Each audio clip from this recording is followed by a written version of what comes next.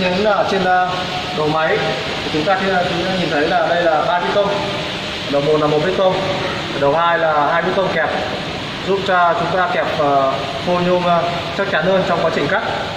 Và trên đầu piston thì là nó sẽ có những cái van tiết lưu để chỉnh lượng khí ra vào tùy vào loại nhôm mỏng, nhôm dày. Ở dưới đây chúng ta sẽ có một cái đèn. Đèn này thì trong quá trình làm việc thì trong buổi tối trong điều kiện là thiếu ánh sáng thì chúng ta sẽ bật lên để làm việc, nhìn cho cắt góc độ sẽ rõ ràng hơn. Mũ chụp thì vẫn là mũ chụp trơn lên xuống theo phương thẳng đứng, dùng dây mang cá, giúp cho ôm con máy rất là gọn gàng. Thì chúng ta đi về đến phần bảng điều khiển. Ở trên đây thấy có một cái phôi phụ để đây là ở đây sẽ lắp vào đây để chúng ta kẹp tài liệu. Đấy. Rất tiện. Đây là bảng ổ điện. Ổ điện bên ngoài trước, bên trên ngoài ta sẽ thấy hai cái hộp tham mưu thời gian. Cái này thì chúng ta sẽ điều chỉnh được cái lượng dầu vào trong cái lưỡi cắt. Đấy. Đây công tắc nguồn. Dưới đây là một cái ngoặc để treo cái súng xịt hơi, đồng hồ áp khí. Trong tủ điện là chúng tôi sẽ dùng điện chi chính hãng, có tem mã vạch của nhà sản xuất.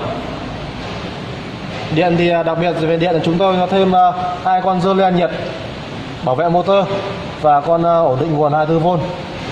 Điện rất an toàn, đánh số tự hết để chúng ta có thể, đây là dòng chính hãng. Ở dưới đây là cái van từ, và chúng ta thấy một cái tay quay phụ. Tiếp đến chúng ta đi đến phần đằng sau máy. Đây, các bạn thấy đây là dây mang cá. Dây mang cá này sử dụng trong dòng máy CNC cao cấp. Máy ở đằng sau thì chúng ta thấy hai piston, một piston dầu, một piston khí. Piston khí thì chúng ta sẽ chỉnh được cái quá trình lưỡi đẩy ra, đẩy nhanh hay đẩy chậm chúng ta chỉnh ở đây. Ở đây là hộp đựng dầu làm mát, thiết kế kiểu mới.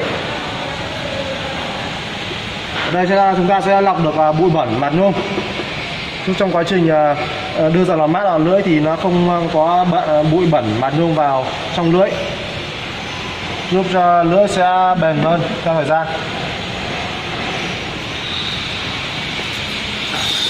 Trên đây là những cái vòi phun dầu bắt trực tiếp vào lưỡi. Khi chúng ta khởi động thì dầu làm mát sẽ phun trực tiếp vào lưỡi.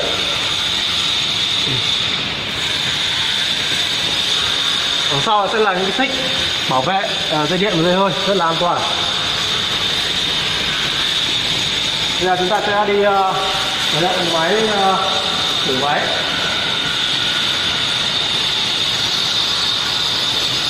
Chuyển góc 5 độ.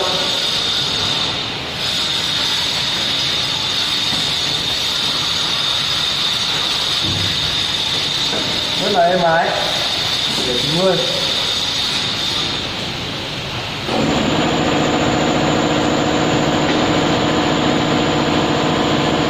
Giờ chúng ta sẽ cắt thử một ống nhôm xung quanh cho anh em xem. Chúng ta sẽ khởi động một lô trước.